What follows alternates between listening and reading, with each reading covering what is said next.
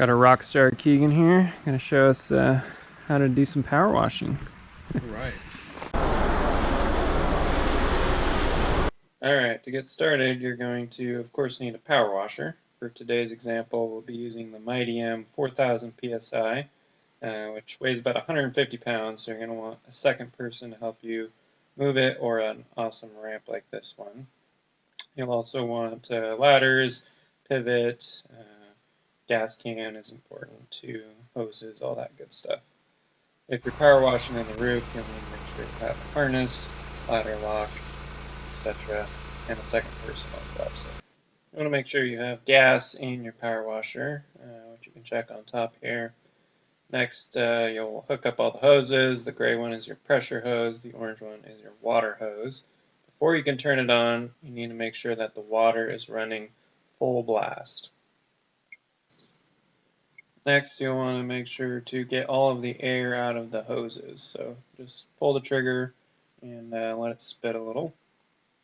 You need to make sure that the power washer itself is turned to on.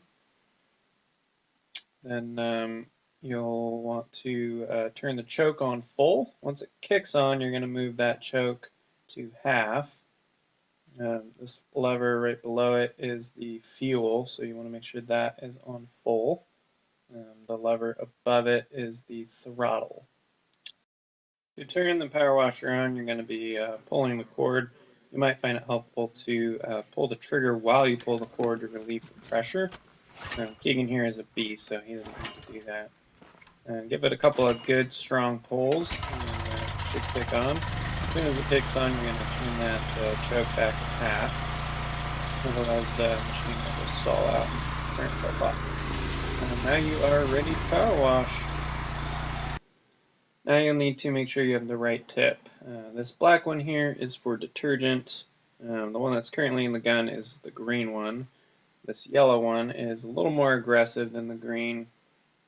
And then the red one is the zero tip, which is most aggressive. This hose here is your detergent hose, so if you're doing simple green, that's where you'll use that black tip. Okay. When power washing, you're always to start from the top and work your way down the wall. So start with the fascia boards, and then move to the eaves, and just rinse your way down the siding, one section at a time, from what you can reach from your ladder. So a lot of times you'll go side to side. You may find it helpful to go up and down depending on the way the siding runs. With this siding, you can see the white is very dirty, so as Keegan is washing it, it's literally changing colors, and that's when it's really important to make sure you're washing very thoroughly so you don't have streakiness all over it. When working around windows, it's really important to be careful of the screens. Power washers will tear up screens if you're not careful. Also make sure that as you're power washing, you want to keep a distance of 1 to 3 feet away in general from the siding. Also make sure you clean up after yourself. This includes rinsing down windows or decks or anything else that might have gotten debris blown onto it. Pressure washing recap. When you're getting started, make sure that your hoses are properly hooked up and your water is turned on full blast. Got gas in the tank. Don't forget to turn the on switch. Full choke when you're pulling the cord, and as soon as it kicks on, you go to half choke. Remember to always power wash from the top to bottom. Start with the fascia and the eaves and move down the wall. Make sure you clean up well. Both the house itself should be clean, but also the area around the house needs to be clean. And as always, remember safety first.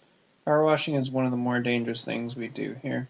So make sure that you are taking safety precautions both with ladder safety, roof safety, and the power washer itself.